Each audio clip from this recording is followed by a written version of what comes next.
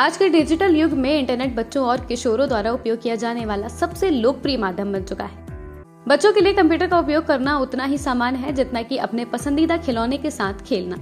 Smartphone, laptop और अन्य उपकरणों के व्यापक उपयोग के साथ इंटरनेट, सोशल मीडिया का प्रयोग हमारे दैनिक जीवन का अभिन्न अंग बन चुका है। इंटरनेट ने जहां लोगों को काफी लाभ पहुंचाया है, इसके साथ ही इसने नई चुनौतियां भी पैदा कर दी हैं। डिजिटल क्रांति ने एक तरफ दुनिया के अलग अलग हिस्सों में रह रहे लोगों के बीच की दूरियों को कम कर दिया है, वहीं वास्तविक सामाजिक संबंधों से दूर भी किया है। आरोग्य इंडिया के इस विशेष अंक में आपको बताएंगे कि आखिर इंटरनेट का इस्तेमाल बच्चे और किशोर किशोरियों पर कितना दुष्प्रभाव डालते हैं और ये कितना खतरनाक हो सकता है। ये सभी जानकारियां साझा करने के लिए हमारे प्लेटफॉर्म से जुड़े हैं डॉक्टर पवन कुमार गुप्ता। सबसे पहले आपको डॉक्टर पवन के बारे में बता दें। लखनऊ स्थित किंग जॉर्ज मेडिकल यूनिवर्सिटी में डिपार्टमेंट ऑफ साइकियाट्री में एसोसिएट प्रोफेसर हैं और पिछले कई सालों से वो बच्चों और युवाओं की इंटरनेट से जुड़ी समस्याओं का इलाज भी कर रहे हैं। डॉक्टर पवन गुप्ता बताएंगे कि आखिर प्रॉब्लमैटिक इंटरनेट यूज क्या बला है। देखिए, पहली बात है कि प्रॉब्लमैटिक इंटरनेट यूज जो है वो प्रॉब्लमैटिक क्यों है, इसीलिए उस कंडीशन को हम लोग प्रॉब्लमैटिक इंटरनेट यूज़ बोलते हैं। तो प्रॉब्लम दो बातों में है। एक कि इंटरनेट के यूज़ को नियंत्रित नहीं कर पाता है व्यक्ति। अगर वो नियंत्रित करके करे तो वो प्रॉब्लम नहीं है, तो अनियंत्रित यूज़ हो जाता है। मतलब कि यूज़ करने के लिए स्क्रीन खोला और उसको फिर वो स्टॉप नहीं कर पा रहे हैं, मतलब उसमें लगे हुए हैं, बहुत सारा वक्त बीत गया, बहुत सारे इम्पोर्टेंट काम छूट गए, लोग गुस्सा हो रहे हैं लेकिन वो मोबाइल में लगे हुए हैं।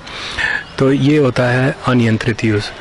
फिर दूसरा कि उससे जुड़ी हुई कॉन्सिक्वेंसेस जो कि नकारात्मक होते हैं, नेगेटिव होते हैं, नेगेटिव कॉन्सिक्वेंसेस। नेगेटिव कॉन्सिक्वेंसेस जैसे मैंने आपको बताया कि लोगों से सोशल कॉन्टैक्ट्स ख़त्म हो जाना और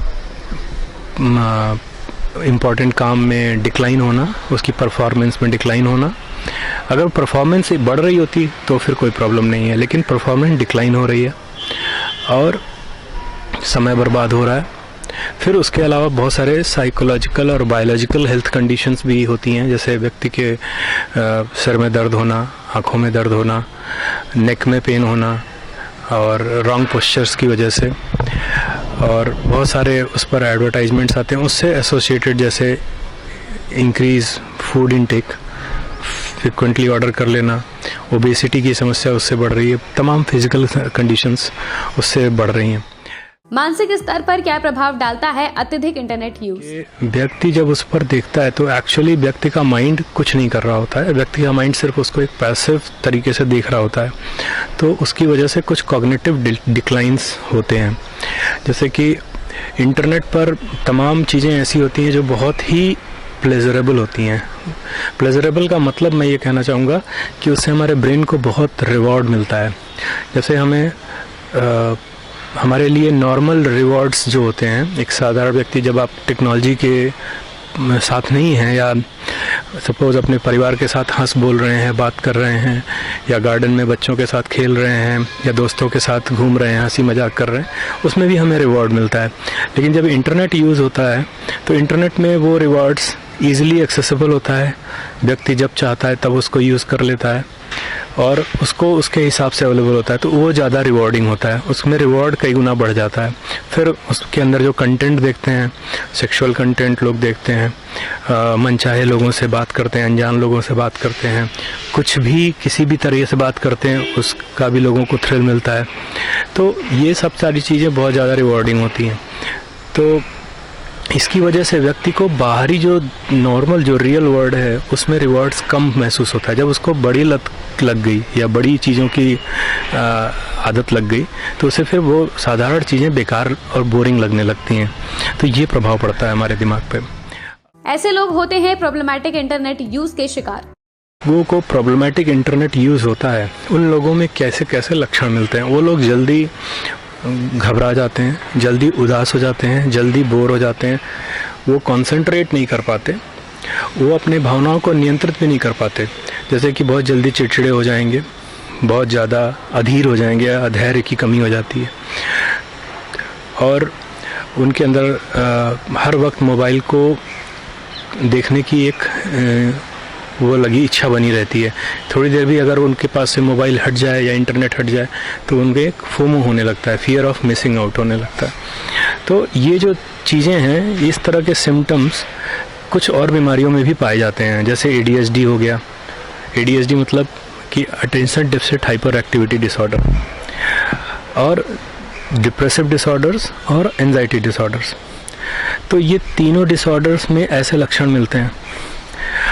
अब दूसरा पहलू ये है इसको देखने का कि जिन लोगों में इन डिसऑर्डर्स के लक्षण होते हैं उन लोगों के अंदर भी ज़्यादा इंटरनेट यूज़ करने की टेंडेंसी रहती है।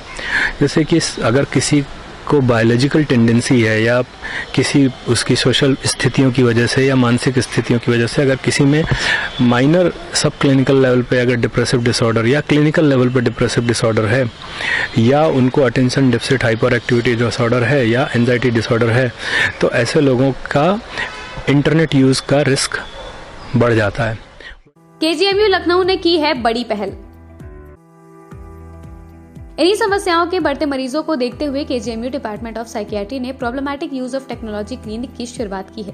कैसे ये क्लिनिक वर्क करता है इसको भी जान लेते हैं। क्या होता है कि जो रेगुलर OPDs होती हैं हमारे यहाँ मानसिक स्वास्थ्य की, उनमें हम लोग का एक पैटर्न है देखने का मरीजों को। तो ये जो इमर्जिंग डिसऑर्डर है, टेक्नोलॉजी जब से आई है मार्केट में या समाज में, 1996 से इसके बारे में बात होना शुरू हो गई थी, बट हमारे यहाँ इंडिया में पिछले कुछ सालों में ही 4-5 सालों में ही मैंने देखा है कि इसके बारे में ज़्यादा बात होना शुरू हुई है। और हमारे यहाँ क्लिनिक भी इसलिए डाली गई ताकि हम इन लोगों को अलग से आइडेंटिफाई कर सकें, क्योंकि इनकी प्रॉब्लम के सॉल्यूशन को निकालना भी एक डिफरेंट के लिए डिफरेंट इनोवेशंस की ज़रूरत है या रिसर्च की ज़रूरत है, या हमें भी उसको समझने की ज़रूरत है। इन तरह के जो प्रॉब्लम्स हैं उसके ऊपर अलग से ध्यान देने की ज़रूरत है। जो रेगुलर OPDs में ऑलरेडी बहुत सारे ट्रीटमेंट मॉडलिटीज़ यूज़ हो रहे हैं, तो वो वही चलते रहेंगे एंड दोज क्लिनिक्स आर, तो ये मरीज उसमें या ये लक्षण उसमें मिस आउट हो जाते हैं। इसलिए स्पेशलिटी क्लिनिक चलाई जाती है ताकि किसी स्पेसिफिक बीमारी पर एक्स्ट्रा फोकस दिया जा सके, डायग्नोसिस के पॉइंट ऑफ व्यू से भी, रिसर्च के पॉइंट ऑफ व्यू से भी।